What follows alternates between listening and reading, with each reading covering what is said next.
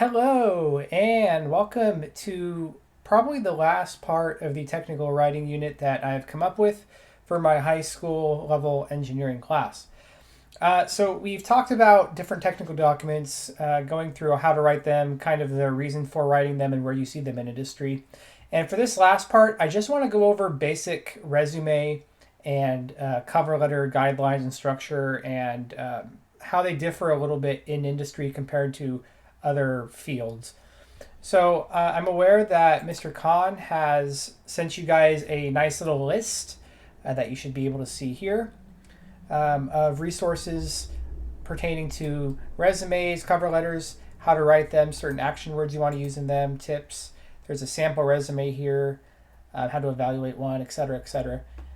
And I just wanted to open up a couple of these examples, go over a couple resources you might have, and talk about what industry is specifically looking for. So I'll open up the sample one right here.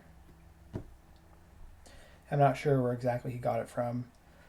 This something down there, career development workshop. But okay, so first thing is first. Remember when you're applying for anything, for a job, for school, for an internship or some kind of program, or maybe for a scholarship, uh, in essence, you're trying to sell yourself. You're trying to convince someone that you're the best candidate for the job, for the scholarship, for the whatever, and that you deserve their attention. So the first thing you want to highlight on a resume, of course, is your name up here, along with your contact information. So maybe you want to put an address. That's not always required. Nice thing to have. You definitely want at least one phone number on there, preferably your cell phone, the number that they are most likely to reach you at quickly. And in today's society, you 100% want your email address on there as well. And this helps not just the person you're interviewing with, but the HR department that's going to be processing applications and all that. It's very, very important to have that email address and all the other information up there. On top of that, remember for email addresses, you want to make sure everything looks professional. You don't want, um, you know, lazy soccer girl 464 at yahoo.com. You don't want anything funny. I'd probably stay away from the meme uh, email addresses. You want something at least somewhat presentable or professional. I was young enough to where I was able to snag the email addresses that just had my first and last name without a lot of numbers, which is really nice. So that makes it very easy for myself. And so as you go down, the first section they have here is education. And that's something you want up top, basically, if you're still in the academic realm, so whether you're in high school or college, you usually want education as the first thing up top.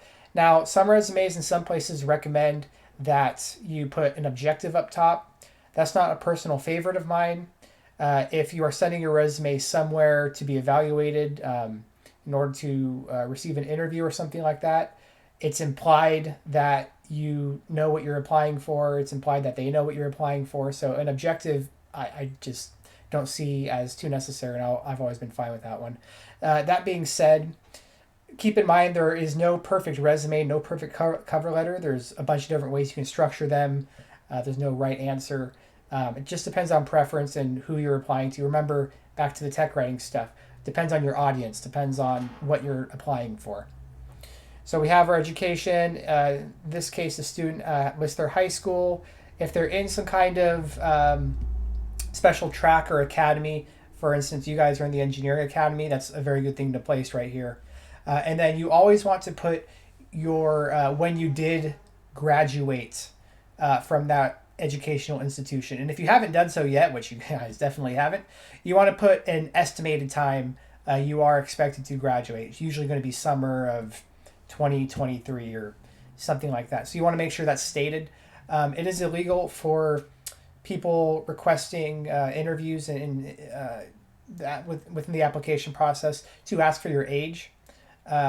So don't feel like you have to give that to them or the information is there for that purpose.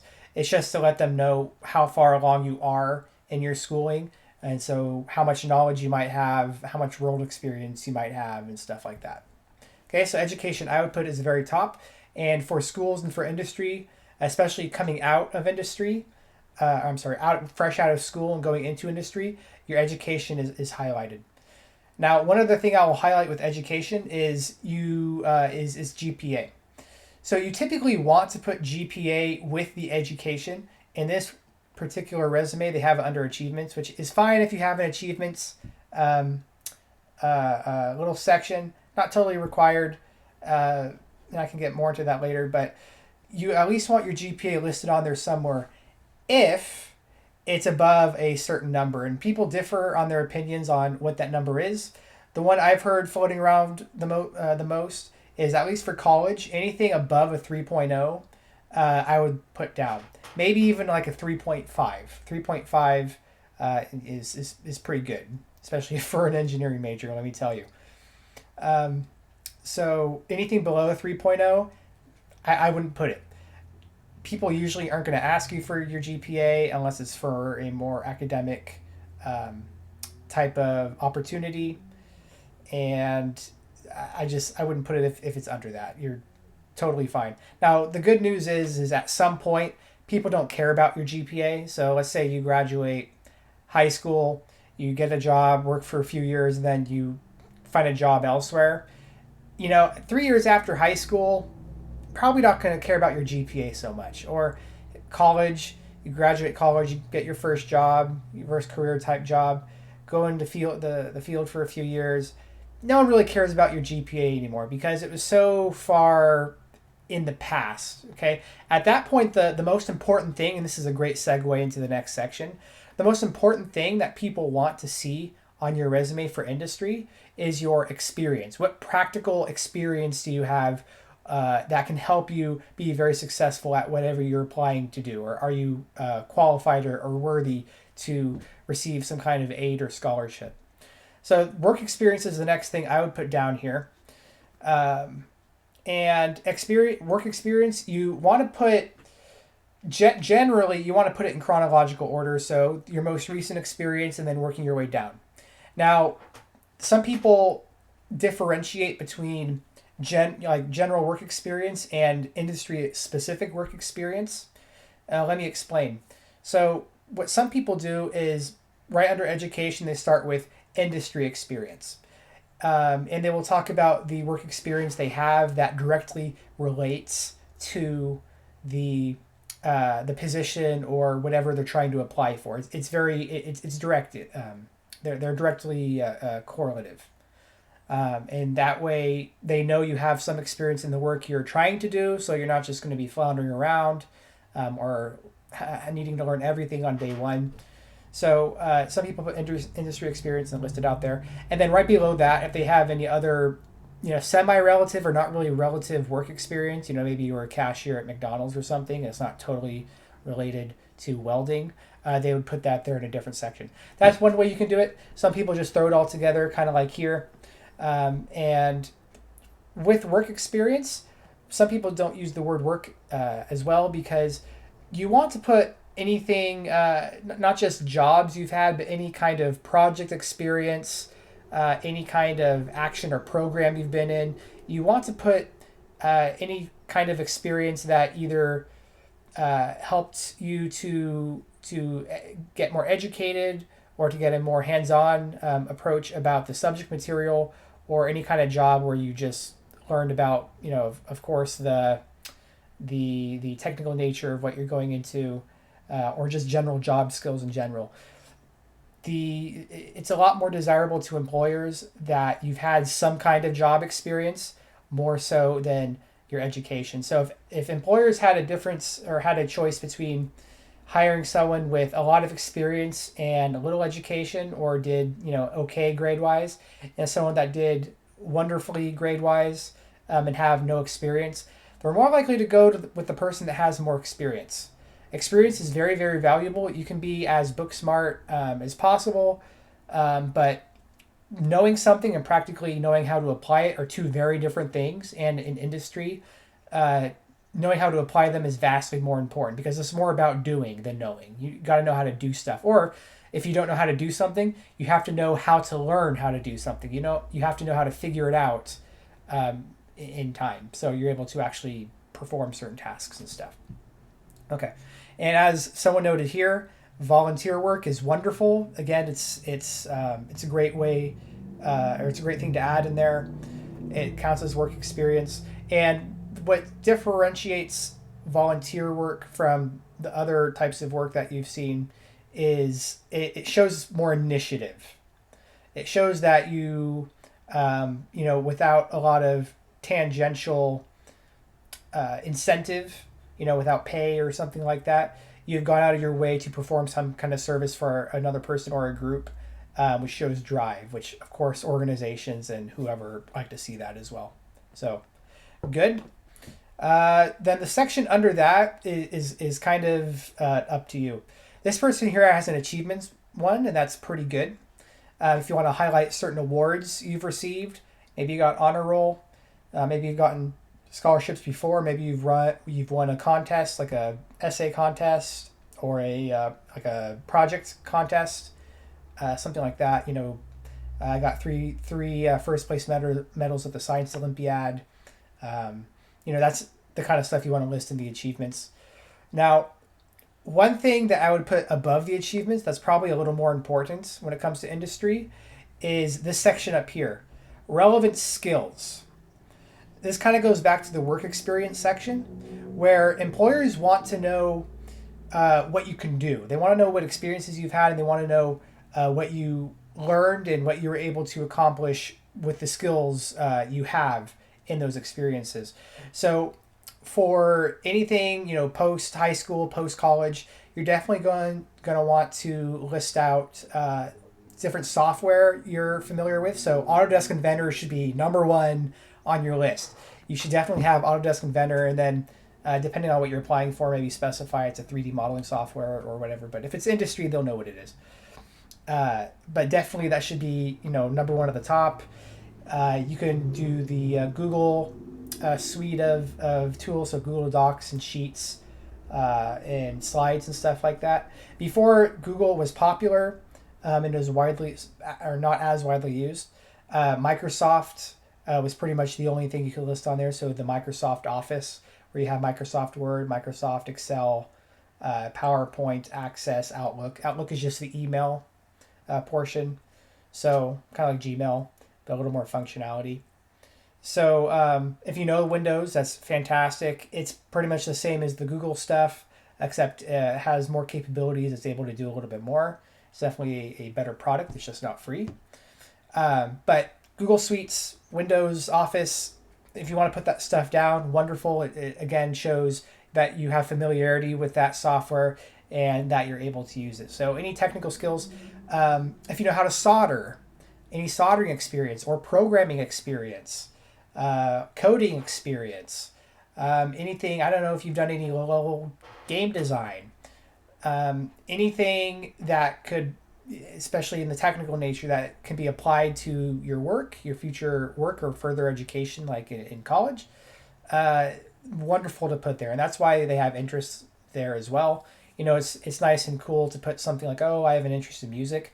Employers aren't necessarily looking for that. They're looking for those things that kind of intertwine as interests and skills, like coding or programming, something like that. Something that has a very strong industry tie-in, but also something you like to do. Hey, maybe you made this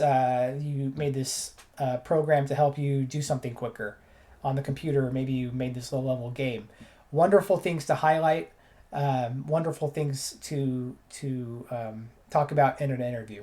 So if you have specific projects that you have worked on, something like that, like little personal projects, you could put them under a work experience tab, or if you wanted to put a project type tab where you were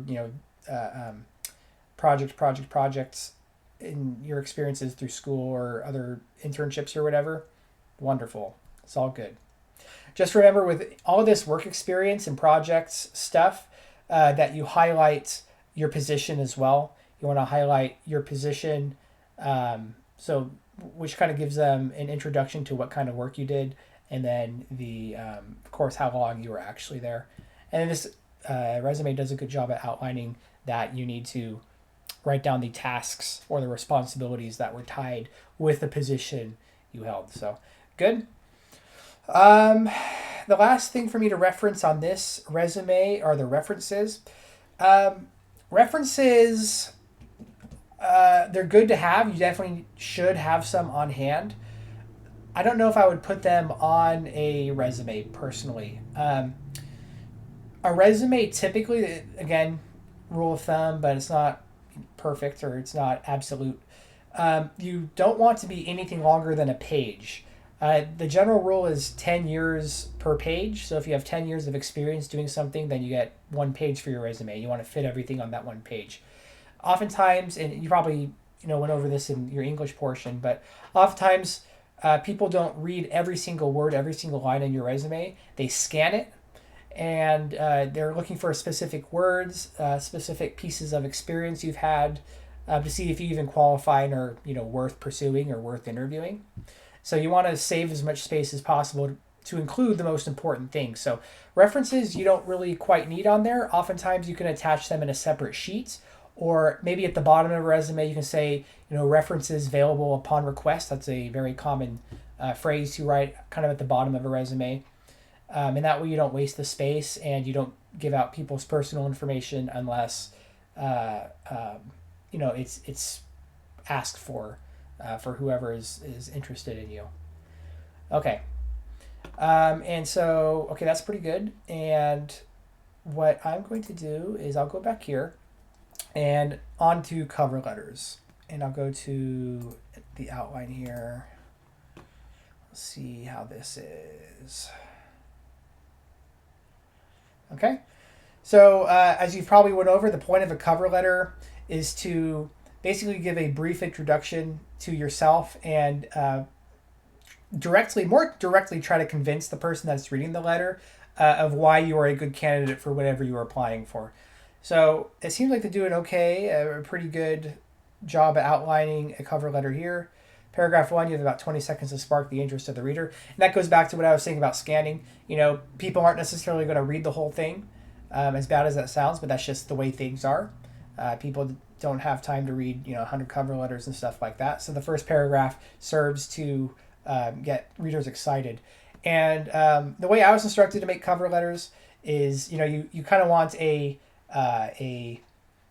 exciting tagline at the beginning of your cover letter, just to kind of incite attention, make them want to read more, do something exciting, not anything fake newsy or the term clickbaity. not really anything like that. Maybe a little scaled back version of that. But the first paragraph, of course, you want to attract the attention. Second one, explain why the employer should want to hire you. Yeah, totally fine. Something I've been recommended when writing cover letters is to focus on a trait or a word and use your real life experience to describe why that word describes you. So you can choose a word like perseverance. You have a lot of perseverance, and that's why you're qualified for the job. And I've always, you can say something like, I've always valued myself and how much I am able to persevere, and I've been able to show that through doing this kind of job, performing this kind of task at this job, through my schoolwork, through something. So just listing like 2 or 3 examples of how that supports you. But either way, this paragraph number 2, is good. It should contain the meat of why they should be interested in you. And then the last paragraph down here is to show that you know something about the company. So, that's correct. It shows the company that you have a vested interest. It kind of goes back to the volunteer thing. It shows that you took the initiative.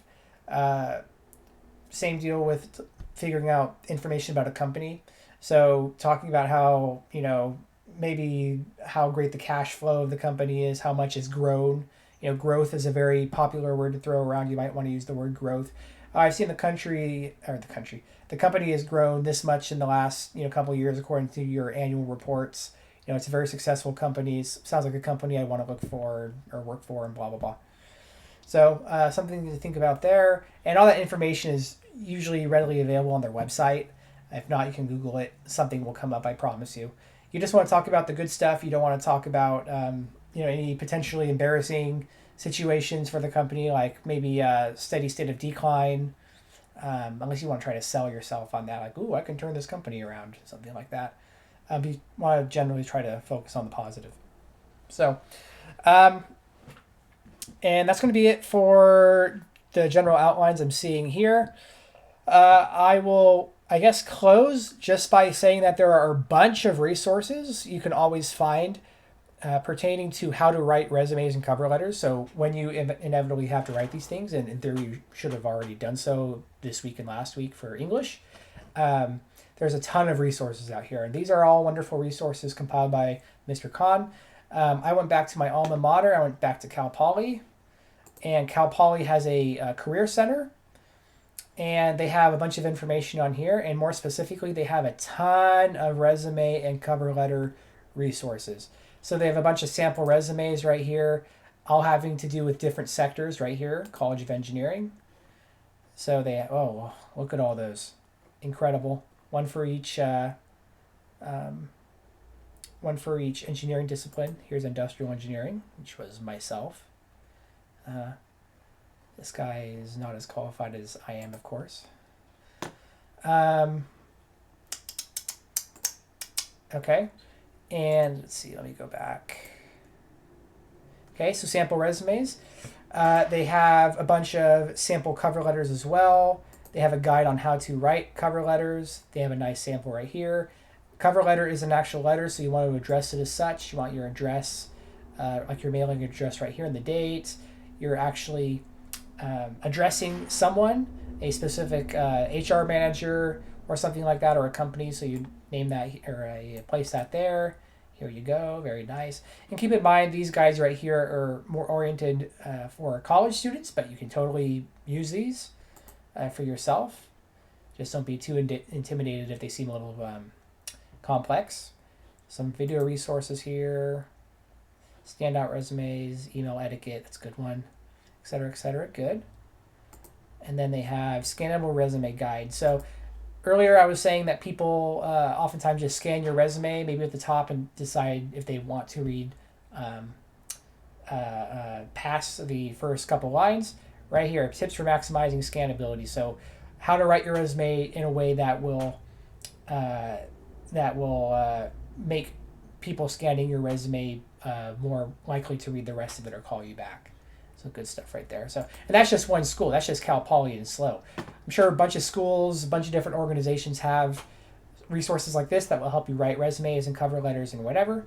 I just wanted to point that out. I always tell you guys to use your resources, and the internet is a wonderful, wonderful resource, and there's a ton of stuff on there. Of course, I'm sure YouTube has more videos kind of like this that will that can help you get a better understanding of the material. So, okay, well, I will leave you with that. Feel free, if you haven't already, to go through the resources and search for your own resources online. And I'm hoping that we can go over resumes and cover letters sometime soon.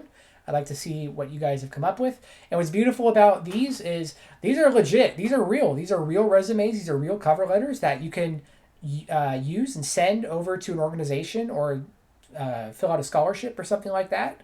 And it's wonderful. At your age especially, it looks very, very professional and nice to have one of these things and be able to send it out. So it really sets you apart from everyone else, which is super, super beneficial when there's a sea of resumes and cover letters that people are seeing. So, okay, resume is a little more important than the cover letter. I personally haven't had to use a lot of cover letters in my experience. Resumes are definitely very important, though, very prevalent. So, okay, now I will leave you with that. Enjoy your day, and please come up with your resume and cover letter. Catch you later.